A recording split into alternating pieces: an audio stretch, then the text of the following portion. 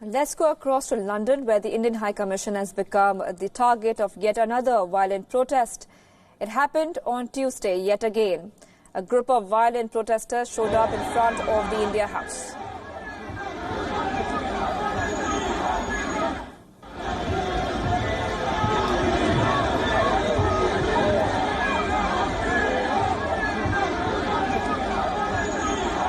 This time, they vandalized the building.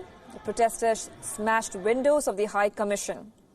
The mission's Twitter account shared pictures of the damage. You can see them on your screens there. Now, this too was about Kashmir. Now, this is the second time in a month that the High Commission in London has been subject to such violence. Yet again, it's the Pakistani diaspora and pro-Khalistani groups that are driving this campaign.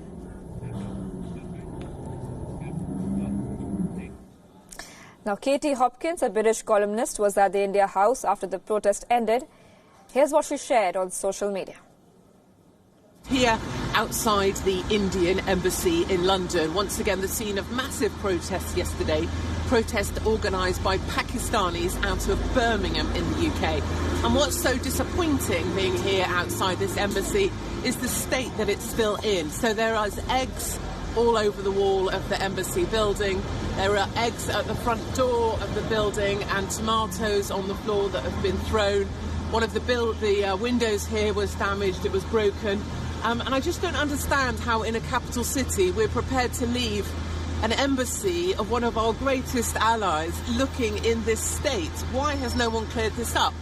You know, to be clear, what these Pakistani gentlemen are protesting against is the revoking of Article 370 in Kashmir, which will mean that minorities will have rights. It will mean that non-Muslims can buy land. It means that women can marry who they want. It means there'll be equal treatment.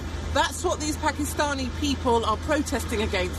And what concerns me from the state of this building, the mess here at the embassy, is that our Muslim mayor, Sadiq Khan, a Pakistani gentleman himself, is kind of enabling this kind of protest, is saying that this is kind of okay and that this is the state that we're prepared to leave this embassy.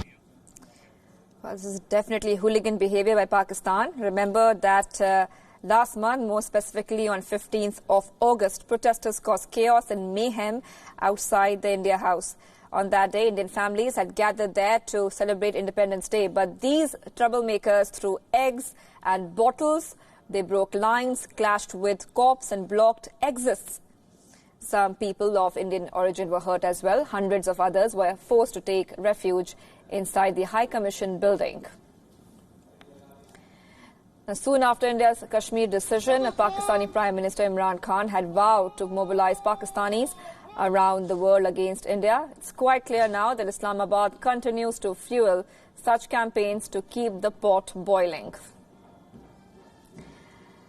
And it seems British government is more than happy to give Pakistan a free pass.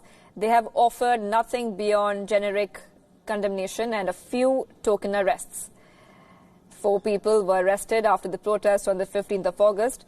The London police arrested 2 more after Tuesday.